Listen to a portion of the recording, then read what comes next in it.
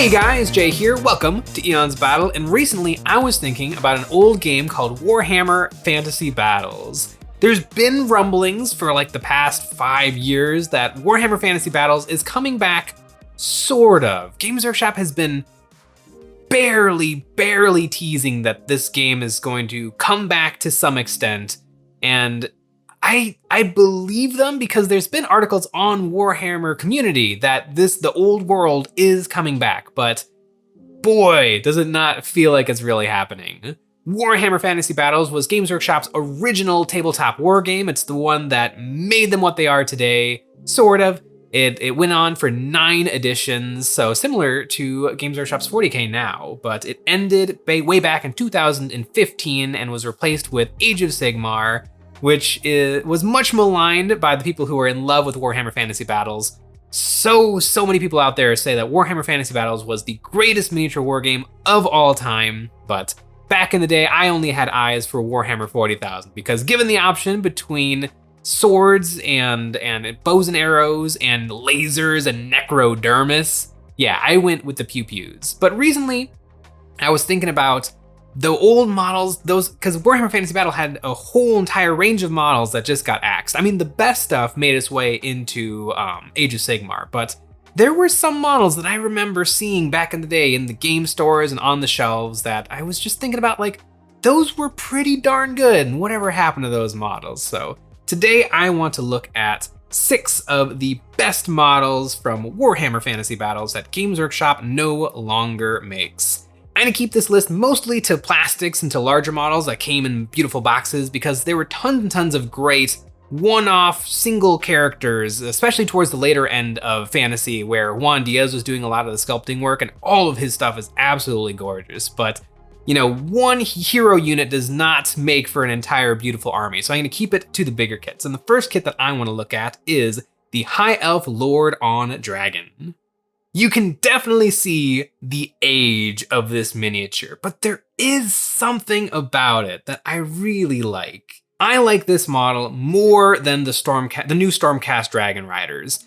And the new Stormcast Dragon Riders are excellent, but the only problem is they're incredibly boring and normal. It's a normal knight riding a normal dragon, a completely normal dragon. There's no extra little sauce. There's nothing that makes it really special or unique, in my opinion. But this model, even though it's a little frumpy and the way it's sculpted is definitely showing its age, but I like the weird wyvern kind of body. I mean, it's a dragon because it has 4 limbs, but it has this weird serpent-like body, the way it's kind of perched on, or not perched off a rock, but jumping off of a rock, the grotesque, disgusting mouthful of teeth, the tongue, the weird snake-like tongue sticking out the front, the way it's bedazzled and bejeweled in the high elf colors and armor. There's something about it that is really nice. And this is kind of what I think would be interesting to see with Old World, because apparently it's not just going to be redoing Warhammer Fantasy Battles, but it's going to be a little bit more of a what 30K is to 40K.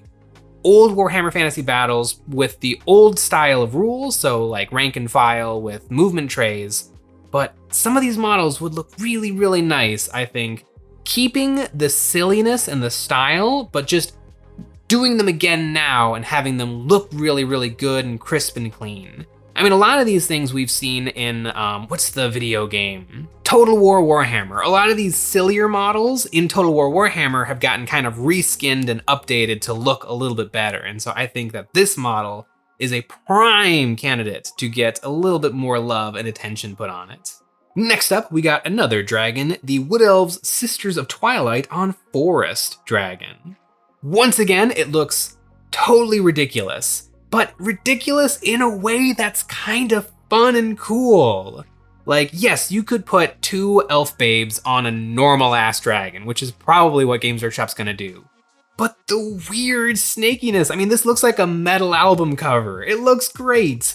It's so weird, and it's got these kind of frog demons hanging off of it, and it's got tusks growing out of its face, and it's got these weird, its face looks like a violin. It's just got so much charm and character. And I don't love using terms like that because they don't mean anything, but to me, this model, the weird rope shape to its body and the really, really intense texture that's on it, it's just got a little something going for it. I also love that this monster of a mini is standing on an old 40mm square base. And man, would this just catch on everything in the world while you're actually playing with it. But there's just something I really like. It reminds me a lot of Legolas when he was battling the Mumuks in Star Wars, The Phantom Menace, and he's like sliding along the trunk and he's grabbing onto the tail and hoisting himself up. Like, these elf ladies are probably running circles and dancing off of the weird undulating body of this weird awkward dragon. And it really kind of inspires a lot of creativity in me that normal soldiers on a normal dragon just kind of doesn't. So Wood Elves are an incredibly popular faction because of the Total War games and because they're one of the factions that didn't make its way into Age of Sigmar in any meaningful way. So I just really like this model. I get a kick out of it. Next up, we got the Bretonnian Knights. And these models are completely and utterly normal knights. And I just made fun of the Age of Sigmar dragons for being completely normal, but there is some fun to be had with just medieval Renaissance. And these models are okay. They're decent. I love the silly heraldry and colors on these models, but I'm just thinking about what could be. The Cities of Sigmar, or not Cities of Sigmar, but the Bretonnians are going to come back in this old world game.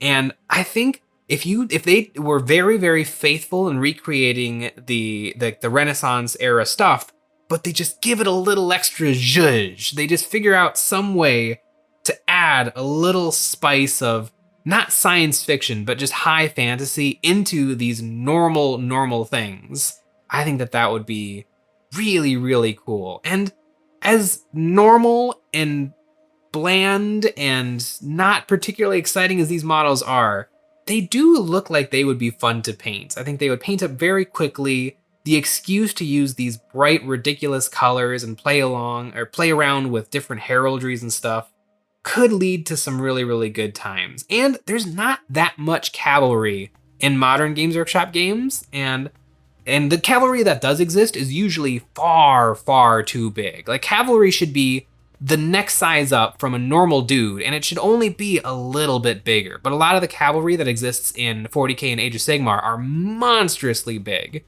And so I think it would be really interesting to see a little bit more of a medium-sized units. Medium-sized units are supposed to feel like just a step up, but when I paint the Games Workshop's medium units, it's like, okay, I can paint, 10 guys in 5 hours or whatever. But if I'm gonna paint the next size up, we're talking an entire evening for one model. So I just like the form factor and the style of these guys. And I do, even though the Bretonnians don't blow my hair back, I appreciate what other people see in them, because I see it too. It just doesn't jimmy my jams. It doesn't flim my flams.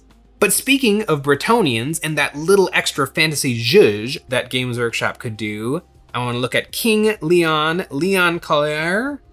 This model is dripping with that zhuzh I was talking about. A completely normal King Arthur's Knights of the Realm on a griffin. Like, that is brilliant. Bring all of these fantastical historical things back into the world, and the juxtaposition between the fictional creature and then a normal knight standing on it with the heraldry attached to it. Like, you can tell that this is a world a lot like ours, but all of these mythical creatures that were proposed to exist actually really did. This model is beautiful and lovely, and the coat of arms with the fleur-de-lis on this, whatever that's called, the setup that is the rider uses to attach it to the mount, the framing, the little tiny horse hoof talons of this griffin. It's absolutely beautiful and lovely. I just want this model because I want to paint it and look at it on the shelf. And if Bretonnians were a lot more like this and a lot less how they were, which was 95% normal ass dudes with a couple of little fun things here and there, and if it was mostly fun things and 5% normal ass dudes, I would be really, really interested in the Bretonnian faction. This model is absolutely lovely and phenomenal, beautifully sculpted. I want one, and that I think is a mark of a good model in my opinion. Next up, we have the High Elves Dragon Princes of Caledor. Not to be confused with Galador, that horrible Lego system that they created in the 90s, that nobody knows what I'm talking about. These elves are something else. Holy cow. I mean, they're called the Dragon Princes, and it definitely looks that way. Man, are they ever silly. And silly, in my opinion, is perfectly acceptable, if not what I prefer. Look at the weird armor / costumes that are on those horses and those elves. It looks weird and silly, but also is still pretty darn cool. It also keeps the form factor that I like in cavalry, where they're just a little bit bigger than normal dudes. They're just really, really nice. I think that they would be a really, really fun painting challenge. I just like the way that these are. I mean, I can imagine that the creation process was fueled by cocaine. They're just silly. Nobody said no to any ideas when they were coming up with these models because they're so ridiculously over the top, and that's what's great about them.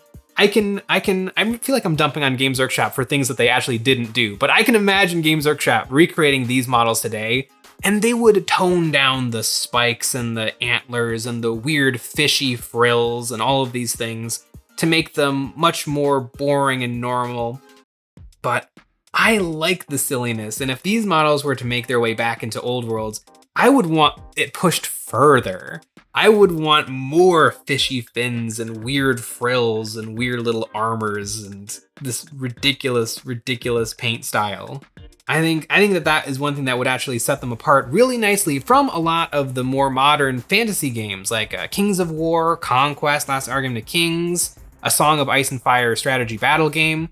Like, those games are, they're fantasy, but they're like slight fantasy or grimdark fantasy. And I know that that Warhammer Fantasy Battles was grimdark, but it really wasn't. Like, if you read any of the lore or the novels, yes, it was incredibly grimdark, and people really appreciated the grimdark about it. But look at these models! Look at these models! They are absolutely the furthest thing from grimdark, and I really like that. It's pure silliness, it's pure fantasy, and I think that is what I really like.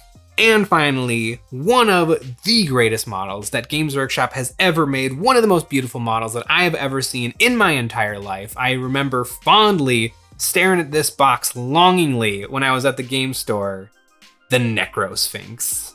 This model is beauty. This model is grace. This model will stab you in the face. It is top notch. It is amazing. Tomb Kings got a lot of models towards the end of Warhammer Fantasy Battles, and they're almost all bad, except for the Necrosphinx and a couple of other things like the Anubis Warriors or the Viper Snake thingies. But Games Workshop couldn't figure out how to make a skeleton to save their lives. They have since gotten very good at skeletons with things like the Soulblight Gravelords and the, I guess just the Soulblight Gravelords. But back then, every single skeleton looked like it was from a Scooby-Doo cartoon. And it was just kind of a product of the times. A lot of the models were hand sculpted. A lot of the models had to make a lot of caveats to how we're actually going to physically make these into plastic miniatures that people can assemble. But they didn't have those problems with a lot of the larger units for Tomb Kings, like the Necrosphinx. And it is beautiful. It's so evocative. A second you look at this model, you understand what's going on. We are doing fantasy Egypt. Like, it's beautiful. The weird jade skin, all of the gold, the angles, the death masks on the face of this thing. It is an absolutely incredible model, and it's, I think, the only reason that Games Workshop dropped it from the range, because almost all of the really, really good stuff from Warhammer Fantasy Battles is available in Age of Sigmar. A lot of the Seraphon stuff, a lot of the other Death factions, but most of the really cool stuff ended up in Cities of Sigmar. But there was really no room for the Egyptian Tomb King stuff, and so they didn't make the cut, and they didn't get to jump into Age of Sigmar. But the Necrosphinx is such a beautiful model. I have seen so many Tzeentch Demon Princes and different 40k units that have been kitbashed and converted from the Tomb King's Necrosphinx. It really is a beautiful, majestic, awesome, large plastic model. And when Games Workshop ever does come out with Old World, I would be shocked if they don't just bring the Necrosphinx back exactly as it existed when it disappeared from the range, because it is in my opinion, perfect miniature. I mean, this is a miniature that like you can show to your mom to like help her understand what it is that you do all day. Like, oh, it's fantasy, it's a conflict, it's a war setting in a fantasy universe, and that is exactly what this miniature is. Warhammer Fantasy Battle was a really cool game that lots and lots and lots of people have very, very fond memories of, and I totally understand the outrage and the frustration when Games Workshop decided to just end the game, and it'll be interesting to see what Games Workshop does with it moving forward. I really like the sound of it being the Age of Sigmar's version of 30K, because I'm always looking for new games to play, but I like those games to be very different from the things that I already play. And so, you know, maybe Age of Sigmar scratches my fantasy itch, but if this game can be a little bit more of a rank and file, even somehow sillier Age of Sigmar, I think that would be really, really interesting. With that being said though, this list was very hard to put together because almost every single model from Warhammer Fantasy Battles was really, really showing their age. And, you know, out of a game with hundreds of models, I was able to find 6 that I really, really appreciated and enjoyed. So I am looking forward to what Games Workshop does in the future, and still kicking myself for not picking up a Necrosphinx when they were still on the shelves. But you know what I would never kick? That's right, our Patreon. Over there, we have new terrain packs available monthly. This month, we have the Dark Manufactorum, a grim, dark factory full of blood and viscera, and it's awesome. And super modular with 75 different components. We also have a welcome pack that includes Dawn of War-inspired Space Marine, Imperial Guard, and Elder Terrain, all hosted by Comics, Games, and Things. We make one extra episode of Eons of Battle every single week where we take a look at our viewers' miniatures and give them some critiques and ideas to help them improve their painting, and we host live Discord hangouts. We also have painting PDF guides and a new tier where you can get your name on one of my Black Templar Space Marines, and so you can join the Legion. Good old Warhammer Fantasy Battles strategy game. Horrible, horrible name. Old World is a much, much better name, and I am looking forward to it. Thanks for watching.